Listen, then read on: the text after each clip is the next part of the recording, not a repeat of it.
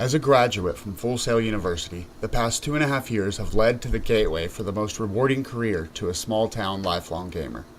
Countless hours spent in Albion, aboard the Ebonhawk, bantering with Cortana, and making pads crack on the gridiron, solidified the passion requirements that have allowed for the path to open in the first place.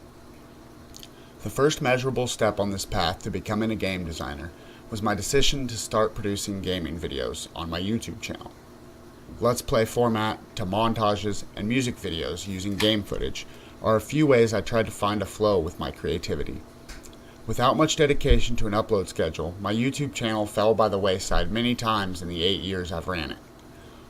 Only when I decided to enroll at Full Sail did I realize YouTube was a hobby, a fun pastime, and by relation so were the gaming videos I made.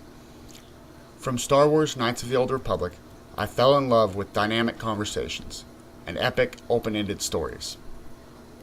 Bonding with companions, customizing my lightsaber, and pausing combat to plan out each one of my character's actions during a tense fight that I've already lost a dozen times, all contribute to why this remains one of the best RPG games on console to date for a lot of gamers in their late 20s and early 30s.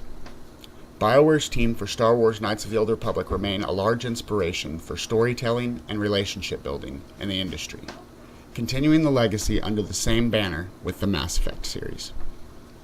During my time at Full Sail, some of the major skills I sharpened are game design mechanics, balancing said mechanics, and prototyping with the team. Aside from making games work, making the systems fun and challenging, and collaborating as a team to come up with the project, I have polished skills that were already near par.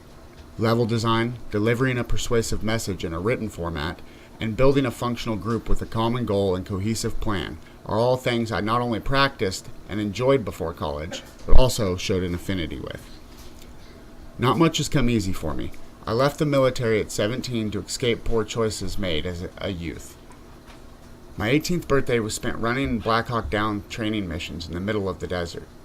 Time spent in the early portion of my adulthood building integrity, discipline, and sheer will despite the insurmountable odds prepared me not only for my bachelor's in game design, but for my career in the video game industry.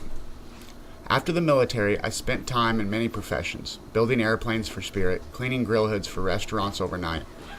Two things that remained constant in the past 8 years leading up to starting my bachelor's degree: